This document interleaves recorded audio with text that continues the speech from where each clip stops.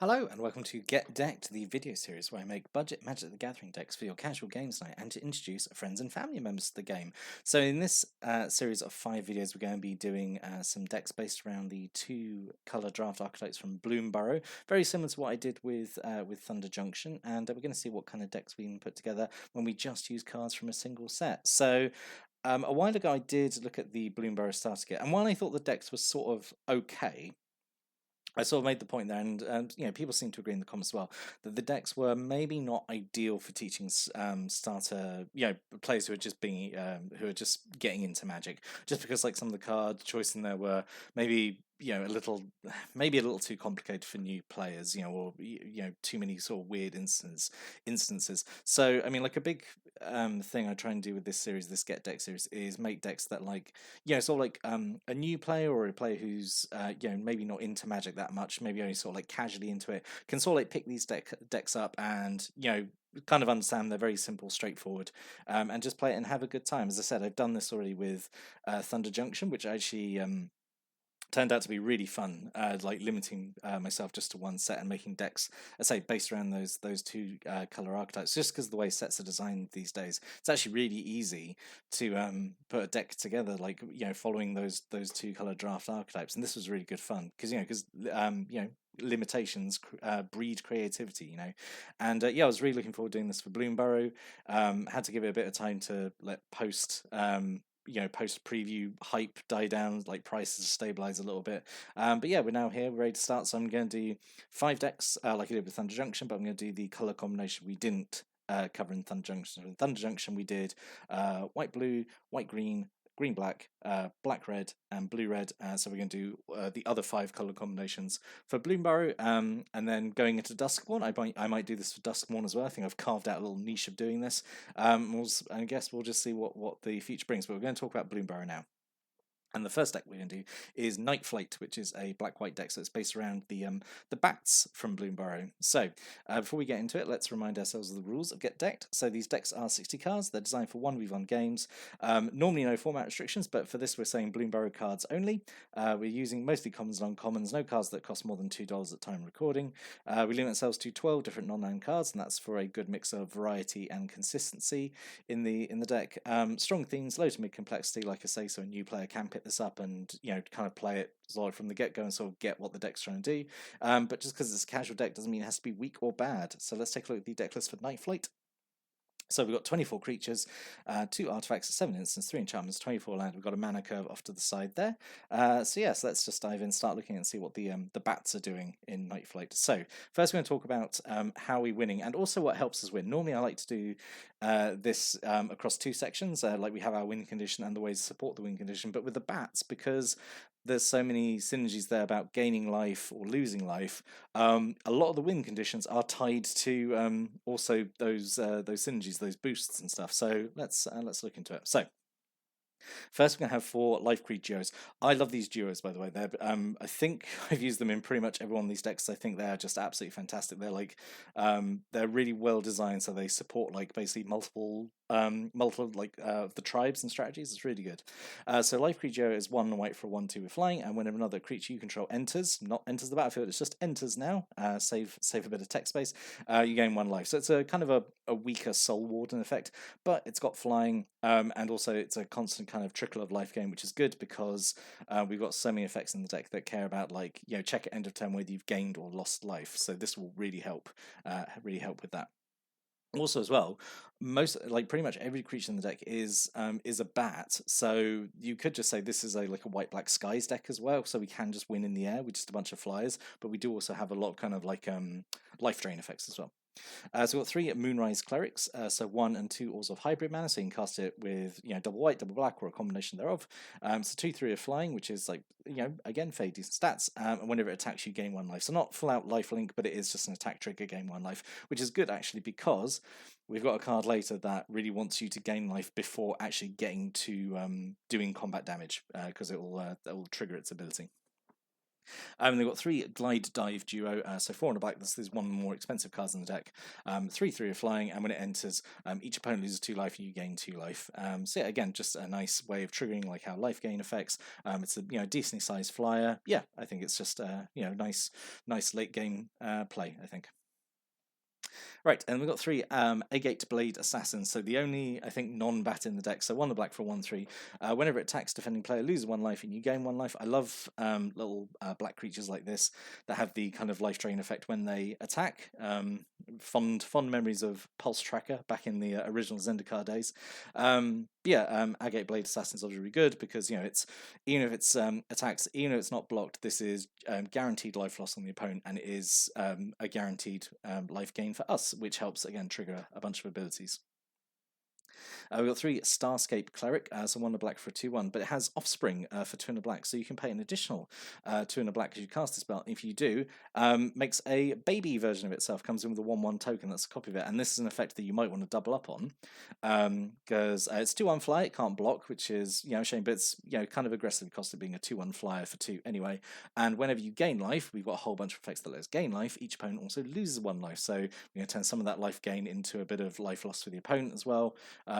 And we've got 3 of these. We've got so many life gain effects. This could stack up, I think, really, really quickly. And especially if he comes out with a baby version, then you're getting double the version. So I really like the Offspring mechanic actually, because you can cast it early game if you need it, or you can wait until late game, and then you're essentially doubling up on it. I think it's really a really fun little mechanic, honestly. And we've got 3 Moonstone Harbinger. This is the card I was just talking about. So 2 in the black for a 1/3 with flying and death touch. Whenever you gain or lose life during your turn, bats you control get +1/+0 and gain death touch until end turn. This ability triggers only once each turn. So that really helps with like the Moonrise Cleric and the other things that not straight up lifelink, but gain you life before kind of getting to combat damage, because then this triggers Moonstone Harbinger. It's going to give its boost to all the bats. If you're attacking with a load of bats in the air as well, you've got a whole bunch of flyers who are kind of difficult to block anyway. If you're giving them like a power boost anyway, that's another part of it, and giving them death touch. So even if you blocking them is even more of a pain. So I really like Moonstone Harbinger. Then we've got 3 Star Charters, 3 in a white for a 3/1 flying. So at the beginning of your end step, if you have gained or lost life this turn, not difficult to do, I think, in the deck. You look at the top 4 cards of your deck. You can reveal a creature card with power 3 or less from amongst them. That is every creature in the deck. Nothing has got more than power 3. You then put it into your hand, and the rest go on the bottom of your library in a random order. So this essentially lets us scry 4, draw a card, which is really nice, I think. I mean, it's not scry 4, but it's basically that, isn't it? Or dig 4, excavate 4, whatever we want to call it. But yeah, Star Chart I think is pretty good, and also it's 3 on flyer, so like sort of punch is okay. But yeah, not difficult to hit that requirement. And then we've got 3 Luna Convocation. So this is, I think, the only rare in the deck, from what I remember. So it's enchantment, white and a black.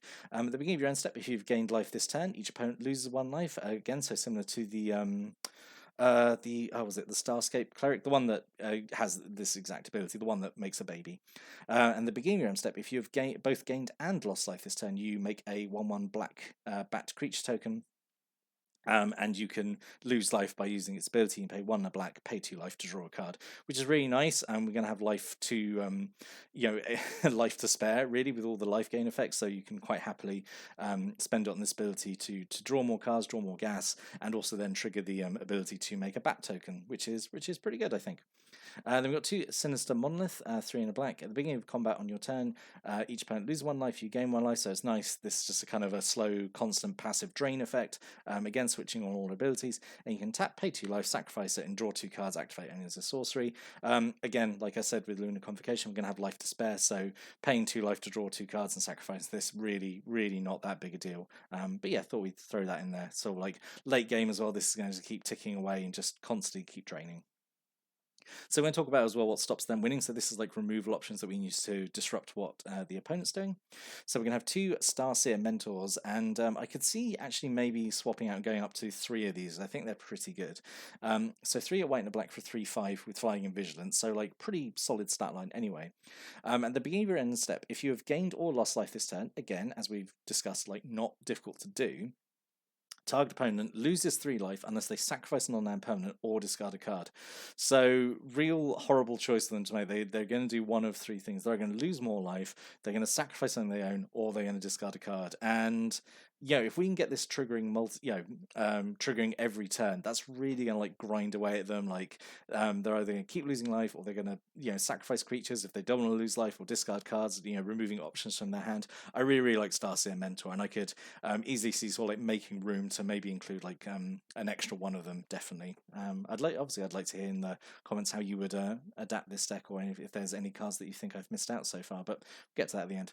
We've got 3 Nocturnal Hunger as a removal spell, so 2 in a black. It's got this other mechanic from Bloomburrow, which is gift food. So basically, it's kind of like Kicker in a way. It's where it's not paying additional cost, but like you are adding an extra thing to it. Like gifting usually makes the spell better, but it gives your opponent something. So in this case, you'd give them a food token. But we don't necessarily want to do that with Nocturnal Hunger, because it's destroy target creature, which for like 2 in a black is absolutely fine. It's got no restrictions. And if you haven't promised the gift, if you haven't given them the food, you lose 2 life. But we've got a whole bunch of things that trigger of us losing life. So it's fine. But if you really want to, you can give them a food if you desperately want to. I wouldn't. I would leave this at just never give them a gift and lose the life and get all your triggers for losing life. Definitely. And then we've got 3 Sonar Strike, so 1 white. It does 4 damage to an attacking, blocking, or tapped creature. I mean, at this point, I feel like it could just be like 4 damage to anything, just remove the conditions. At that point, when you've got so many ways you could hit them, it might as well just be a straight up white burn spell. And you gain 3 life, you control a bat. I say pretty much every creature in the deck, apart from the Agate Blade Assassin, is a bat. So yeah, again, get some life gain, triggers off the effects. It's exactly what we want. So yeah, we've got 3 of those for removal options. I'm going to quickly talk about the mana base as well. So we're going to have 2 Lupin Flower Villages. These villages, I think, are fantastic. They are, spoiler alert, they're in every one of these Bloomburrow decks, so I think they're fantastic. So 2 Lupin Flower Villages. So it taps to give you colours, taps to give you white, but you can only spend that to cast a creature spell, which is alright, because the majority of the deck are creatures. Or you can pay 1 white and tap, sacrifice it. You look at the top 6 cards of your library, you can reveal a bat, bird, mouse, or rabbit from amongst them, put it to your hand, and the rest go on the bottom of your library in a random order. So kind of like the Stargazer ability, but just you look at more cards, and it's I think it's pretty good. And then 3 Mudflat Villages. So this is the black village. So tap to give you colors, tap to add black, but you can only use to cast a creature spell, and you pay 1 a black, tap, sacrifice it to return a bat, lizard, rat, or squirrel from your graveyard back to your hand. Which again is fine, just a nice little bit of recursion, like putting it onto a land is pretty nice, I think. So yeah, I really like all these villages. I think they're all really, really good. And then we're going to have 11 swamps and 8 plains. Lovely, lovely Bloomburrow full art lands. I'm going to use all the art for these in all the in the deck text. I mean, you don't obviously have to get the full art lands, but I think they're absolutely gorgeous. As basic lands usually are, honestly. So yeah, I'd love to know what you think about this first of the Bloomburrow Get deck cards. Like I say, are there any cards in here that you would replace? Like, do you think there's anything I've missed out? Like, how do you upgrade this with like a bit more money? I know there's obviously some really good like white and black like rares and mythics in the set that could maybe find a place here. So I'd love to hear what you think. If you want to stick a comment down below with your suggestions and just general thoughts about the deck. But I'll be back next time with another one of these Bloomburrow Get decked decks. So I hope you join me for that. But until then, thanks for watching and listening, and have a great day.